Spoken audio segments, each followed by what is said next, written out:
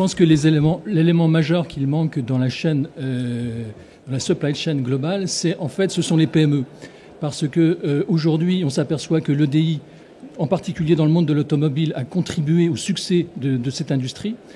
Comme l'illustrait tout à l'heure André, on voit un des bénéfices de l'EDI, c'est la flexibilité au niveau de la commande, la gestion des commandes, la gestion des commandes juste à temps.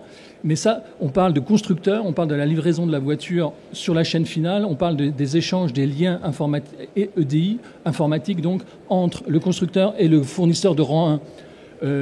La question qui se pose aujourd'hui, c'est à vous qu'il faut la poser. Est-ce que vous êtes utilisateur aujourd'hui d'EDI?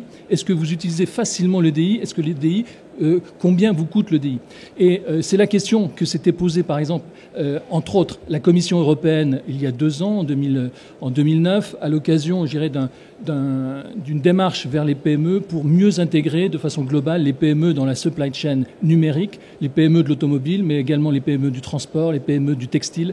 Et donc la Commission avait fait une enquête et s'est rendu compte que, en particulier dans le monde de l'automobile, les liens EDI entre les fournisseurs de rang 1 et leurs constructeurs sont pratiquement tous en place. Tout va bien, mais dès qu'on passe aux fournisseurs de rang 2, voire aux fournisseurs de rang 3, il n'y a pas de connexion.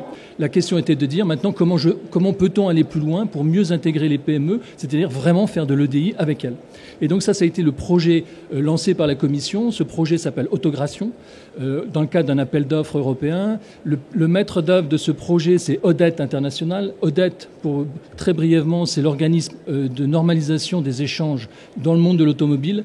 Et donc ce projet Autogration, qui a démarré en 2010, qui se termine aujourd'hui, puisqu'on est maintenant dans la phase de déploiement des pilotes, et il se terminera en mars 2012, ce projet a développé une architecture sur la base un peu parce qu'on n'a pas cherché à réinventer le fil à couper le beurre. L'EDI est vraiment le succès, et les techniques de l'EDI ont contribué au succès. Donc on a réutilisé en fait les techniques de l'EDI pour les adapter, je dirais, aux technologies modernes, enfin moderne n'est pas forcément le terme, mais aux technologies de l'Internet. Et en particulier, il manquait une chose importante, et ça c'est tout l'apport d'Odette dans ce projet, c'est de dire dans le monde de l'Internet, c'est-à-dire dans le format typiquement des messages utilisés dans l'Internet, c'est-à-dire le format XML, il manquait un standard au sein de l'automobile, il manquait l'équivalent du standard Galia en France ou du standard Odette en Europe, et donc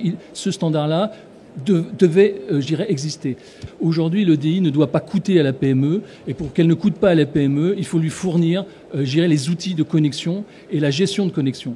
Et donc, pour ce faire, le projet a développé un connecteur, il est disponible en logiciel open source, il est facilement installable, il s'interconnecte avec l'ERP de la PME. L'un des obstacles majeurs pour permettre à des PME de faire de l'EDI sera levé grâce à Autogration. Et ça, c'était l'objectif du projet, de façon à ce que les PME puissent également devenir compétitives, réactives, réagir plus rapidement, avoir l'information directement intégrée dans leur ERP. On parlait des forecasts, on parlait des commandes juste à temps. Effectivement, aujourd'hui, c'est faisable grâce à Autogration.